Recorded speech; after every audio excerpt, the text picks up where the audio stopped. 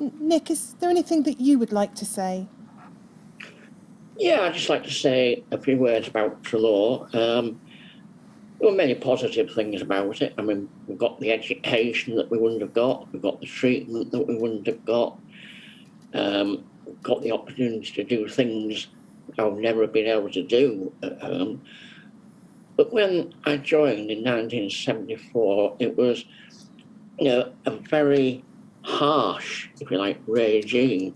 It wasn't very personal. You're away from home 66% of the year. It was a bit draconian, surnames used only. All of us hated that. It was cold, institutional, no warmth. The housemasters tend to be ex-military and a few years away from retirement.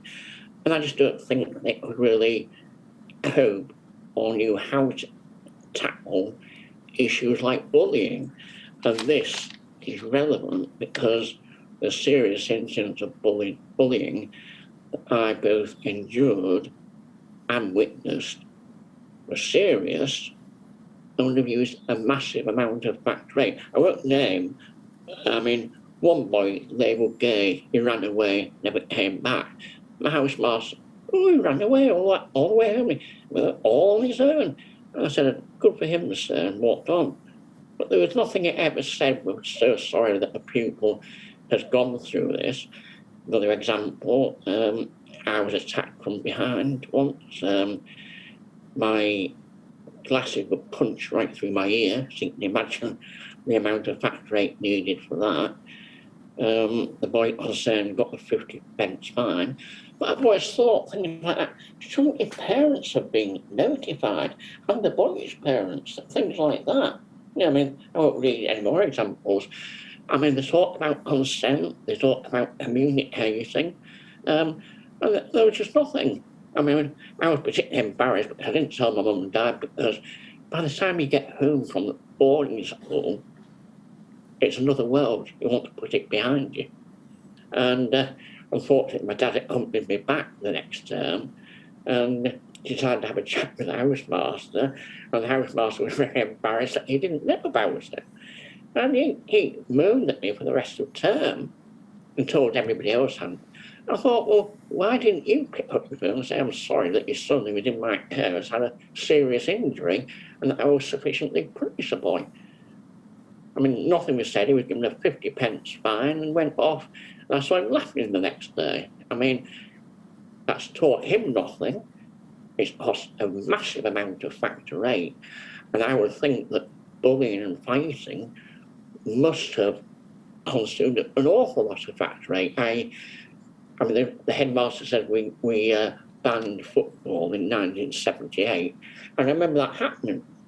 And I had a conversation with my housemaster, and I was trying to say to him, you're just using a sledgehammer to crack a walnut. They were doing things, they wanted to do things like send us to bed after supper if we had a bleed. So if you had a slight elbow bleed, you had to go to bed at 7:30 as if you were punished. So I had a big row with him about that. I said, well, you're just not tackling the right things. As regards to what I'd like to actually say, I mean, the story of Treloars and the grim deaths of 70+ former students who were killed by contaminated factor rate, which was intended to enhance their lives. It's a tragedy within the tragedy of the contaminated blood scandal in this country. The lives of those who died is commemorated in a beautifully designed stained glass window within the chapel at the school. And those of us who have survived continue our campaign for truth and justice. Our story has featured in the Sunday Express, the Mail on the Sunday, the BBC, Sky, and our efforts continue on this story, along with all the other many aspects of the disaster. I do wish to make clear that none of us apportion any blame to the medical staff at the school, who were always supportive made every effort to look after us all.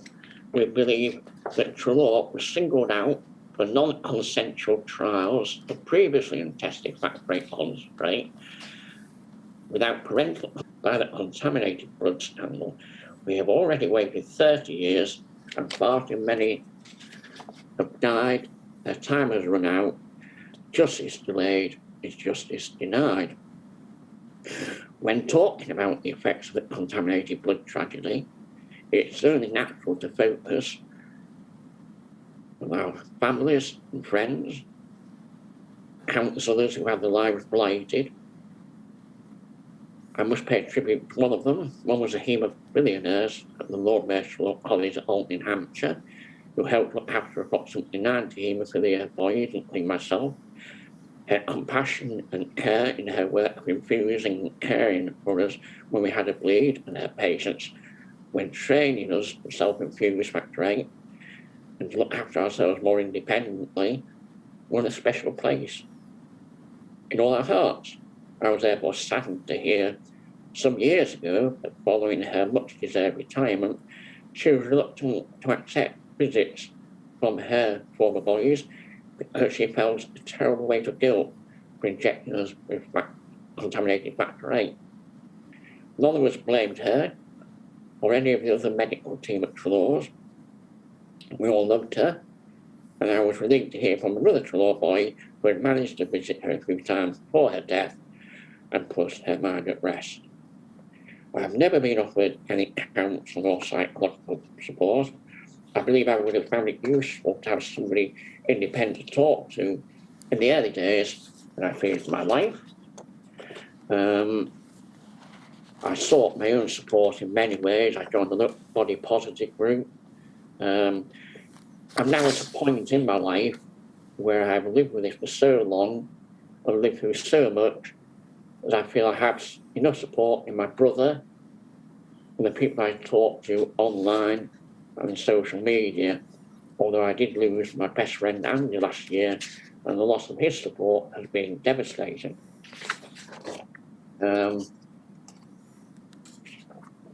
I can just have a thank you to do.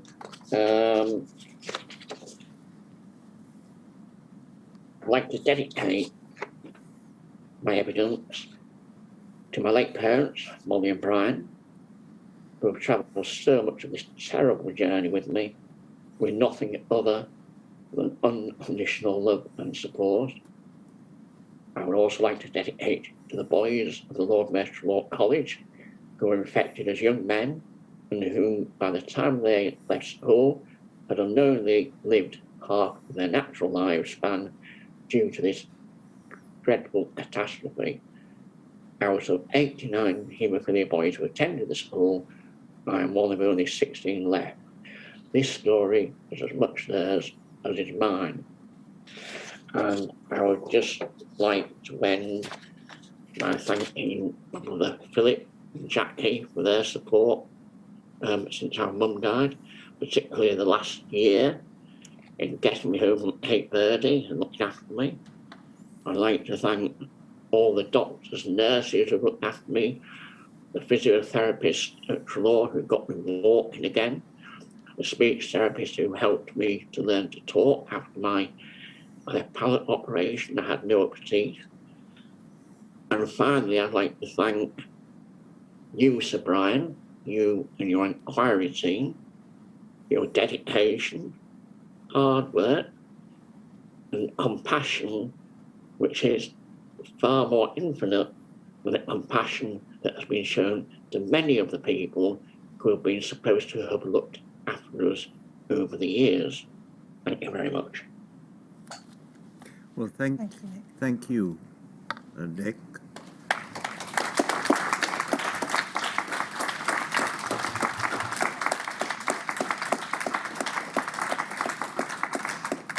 Did you hear that? A round of applause for you. Oh, no, I didn't actually, sorry. I wondered if you'd heard it. No, but never mind. It follows from your description, which none of us, I think, will forget. Many of us will have thought of, perhaps, of the Treloar story as a tragedy within a tragedy, and you've given it colour. But particularly, can I just thank you for giving us your evidence when you have told us, reading from between the lines of what you've said, that you are unwell, when today, by chance, is the day when Andy would have had his birthday, and he's obviously a very, very sad loss. And these things make it particularly difficult, I have no doubt, to give evidence. So thank you very much indeed for that. Thank you.